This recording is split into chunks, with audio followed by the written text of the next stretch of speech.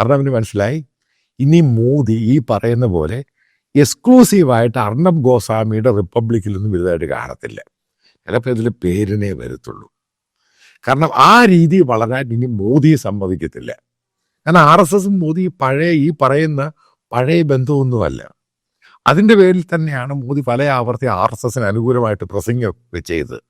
ഈ ബീഹാർ ഇലക്ഷനിൽ പോലും RSS അവരുടെ സീനിയറായിട്ടുള്ള പല ആൾക്കാരും മോദിയെ കാലുവാരാനൊക്കെ ശ്രമിച്ചു. പക്ഷെ മോദിയുടെ പോപ്പുലാരിറ്റിയും ഈ ആൾക്കാർക്ക് പെണ്ണുങ്ങൾക്ക് 10,000 രൂപ കൊടുത്ത പരിപാടികൾക്ക് വലിയ സക്സസ് ആയി. അങ്ങനെ അവിടെ കയറി വന്നു. അതായത് RSS വീണ്ടും സൈലൻ്റായി. അതായത് RSSനെ വെച്ച് ഫോക്കസ് ചെയ്ത് ഗെയിം കളിക്കാനുള്ള അർണബ് ഗോസ്വാമിയുടെ സംഭവത്തെ മോദി ഒതുക്കിയ വഴി കണ്ടോണം. ഇന്ത്യ ടുഡേ ഹൈലൈറ്റ് ചെയ്ത് വീണ്ടും മുന്നോട്ട് കൊണ്ടുവരുന്നു. രാഹുൽ കൻവൽ മുതൽ മറ്റുള്ള വലിയൊരു ഗെയിം പ്ലാൻ ചെയ്യുന്നു. അതായത് ഗോദി മീഡിയയ്ക്ക് അടി അങ്ങ് ഉണ്ടാക്കി കൊടുത്തു. ആരാണ് കൂടുതൽ സപ്പോർട്ട് ചെയ്ത് വാശി പിടിച്ച ഗെയിമുകളായിരുന്നു ഡൽഹി നടന്നുകൊണ്ടിരിക്കുന്നത്. ഒരാൾ പറയുന്നു അതിനെ കൂളായിട്ട്, മറ്റൊരാൾ പറയുന്നു ഇല്ലാത്ത കഥകൾ ഉണ്ടാക്കി പറയുന്നു. വലുതാണ് വലുതാണ് വലുതാണ്.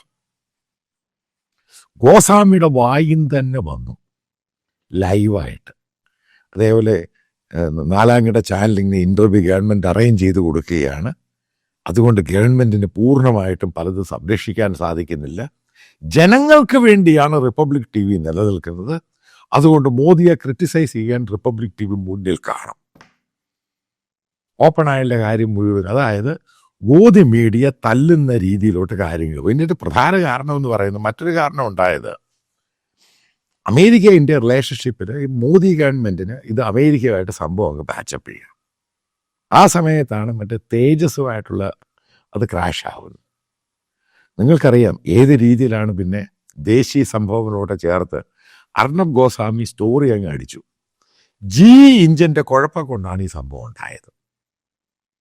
അതോട് അമേരിക്കൻ ഇഞ്ചൻ വേണ്ട എന്ന രീതി. കാരണം അമേരിക്കയുടെ കാലെ പിടിച്ചിട്ടാണ് ഇഞ്ചൻ കൊണ്ടുവരുന്നത്.